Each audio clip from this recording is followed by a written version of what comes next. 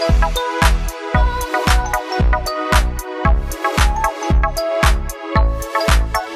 guys, ang daming tanim. Ganyan. Ayan. Halos lahat siya ng street meron ganyan. Ayan. Itong puno na to guys, tumutubo ang dahon niyan pag summertime na. Tataglaga siya pag winter. Ito na yung pinakwento ko sa inyo kanina. Meron kasi dyan sa inuupahan namin dati. 2 puno talaga as in. So bagong dating ako, kala ko orange. Pipitasin na lang. Kakainin na. Tuwang-tuwa na yung lola ninyo, syempre. Meron kami orange na puno. Diba hindi pala? Sabi ng partner ko, yan kinukolekta at dinadala sa factory para gawing minatamis. Kasi ang lasa nun guys, medyo mapait-pait. Kaya kailangan pa siya dali sa factory para gawing minatamis. E di yun na nga, tuwang-tuwang inyong kainday. Akala ko pa na may pagmamayari ng 2 puno ng orange. So yayamanin ng inyong kainday. Ito nga pala ang itsura ng puno na yun. Sobrang nakakamiss kasi talagang marami yan sa atin. Mas makikita nyo. Ito naman yung shop ng gold. Kung gusto nyo magbenta ng gold o bumili yan yun. So naamis lang ako guys sa mga kapaligiran nila kasi natutuwa ako. Tingnan nyo naman yung mga building nila. Ganyan lang sila kalalaki. Tsaka yung lugar nila. Sobrang napaka-fresh air. As in talagang mawiwili ka. Bekemen! Ay, Bekemen pala siya. Bekemen! May bonus lahat.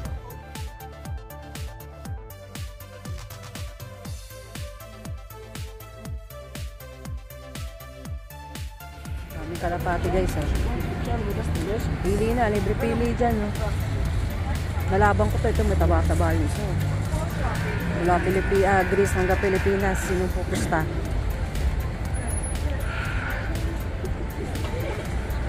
dami. Hello! Hello! Yan guys, isa rin to sa mga kinakuhanan ng SIM card dito. Germanos. Ayan. Hindi ko alam tamang pronounce na dyan. Ito naman, isa rin to sa supermarket. Scrabinitos. Mura din dyan.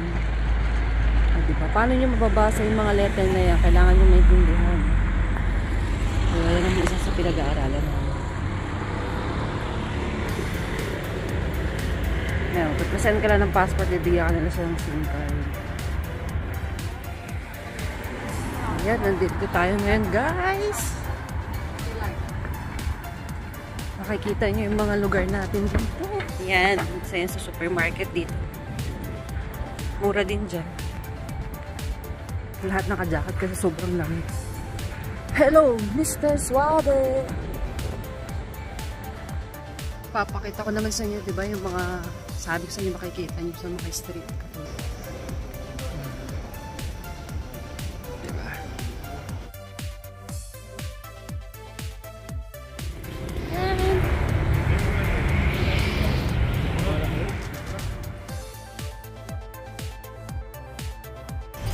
Ito rin guys, supermarket. Mura din dito sa Lidl. Magkakampetensya sila. Sila Benitez.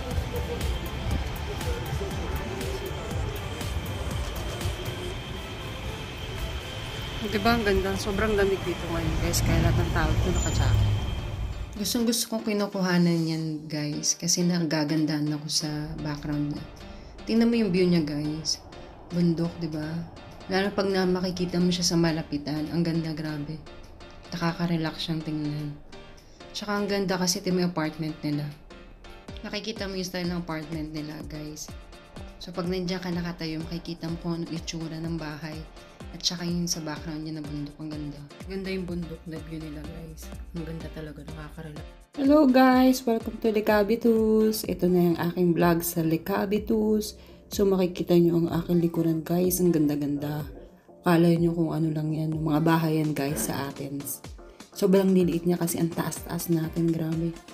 Sobrang ganda guys. Ang dami ring turista guys. Makikita nyo yan.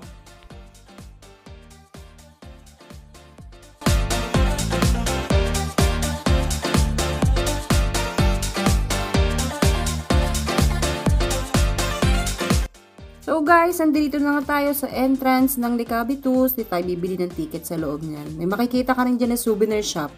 Ang gaganda ng souvenir niya dyan guys. Hindi nga lang ako nakabili. Alam niyo na, wala pang anda. Sasakay tayo dyan ng maliit na train guys, makikita ninyo, ang cute. Hello guys.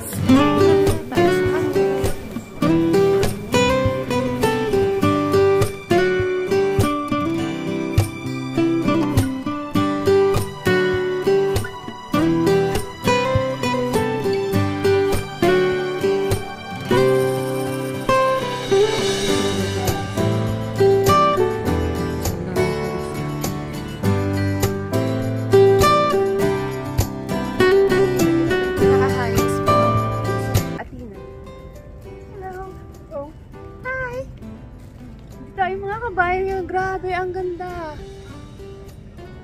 Super. Diba? Ayon sa aking pag-aaral guys, nung time pala ni Goddess Athena, si Goddess Athena yun ang God of Athens. 3000 BC siya guys, like 19th century. So, si Goddess Athena pala, kumuha siya ng limestone galing dyan sa Lycabettus. Yun ang paulit-ulit niya binababa, papunta sa Palini Peninsula para gamitin sa pagbuo ng Acropolis. Gamit lamang ang mga kamay ni God at Goddess Athena. Binababa niya yung limestone galing dyan sa Lycabettus. Imagine nyo guys, gano'n yan kataas. Tapos pupunta siya doon sa peninsula para lang magbigay ng limestone sa pag-construct ng Acropolis. So makikita nyo rin guys yung Acropolis dito sa next vlog ko. Historical talaga siya.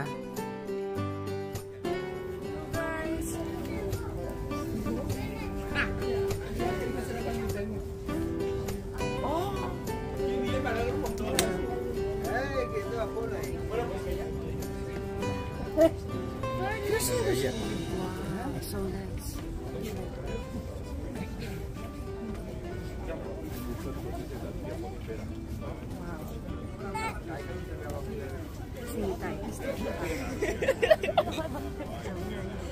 Sorry. Wow, guys. Ang ganda. Nakikita niyo ba siya?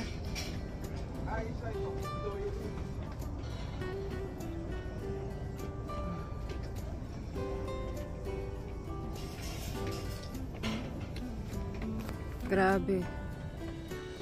Hindi lang din pala ito basta tourist destination guys. Nung ancient times, ginagawa rin tong parang destination ng mga militar. Tapos yung mga religious, dito din ang mga nagsiseremony, yung mga Orthodox priests. Hindi lang din yan guys, kinoconsider din pala ito sa pinaka-romantic places dito sa Athens. Tapos siya rin yung best view of the city. Siya rin yung highest hill of the capital in Athens. Tingnan nyo naman guys kung gaano talaga siya kaganda.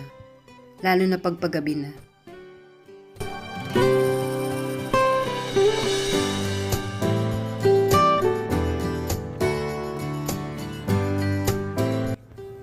Ang papunta rin ng Lycabettus guys, siguro bago ka makarating sa top nito, lalakad ka rin ng mga 37 minutes to 40 minutes.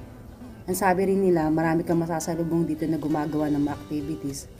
Like jogging, and walking, mga ganun guys.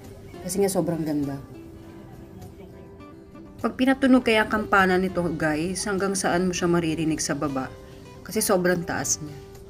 Yung makikita nyo yan, Orthodox Church yan, kaso sarado.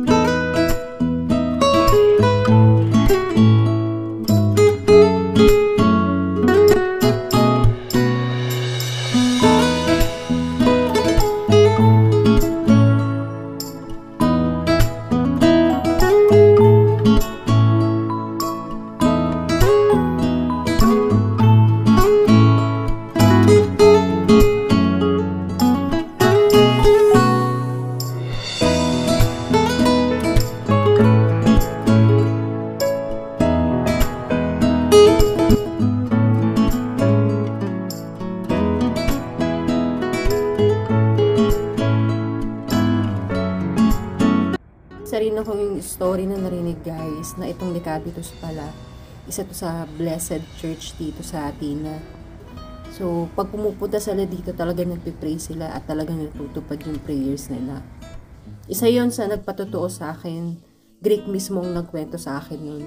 Yun yung dating naging employer ko. Hindi ko pa kasi alam dati yung Licavitus eh. Ito pala yung Licavitus na tinutukoy niya. Talagang sagrado talaga siya. Tsaka talagang matutupad daw ang prayer mo kasi sobrang sagrado to talaga ng church na to sa Licavitus.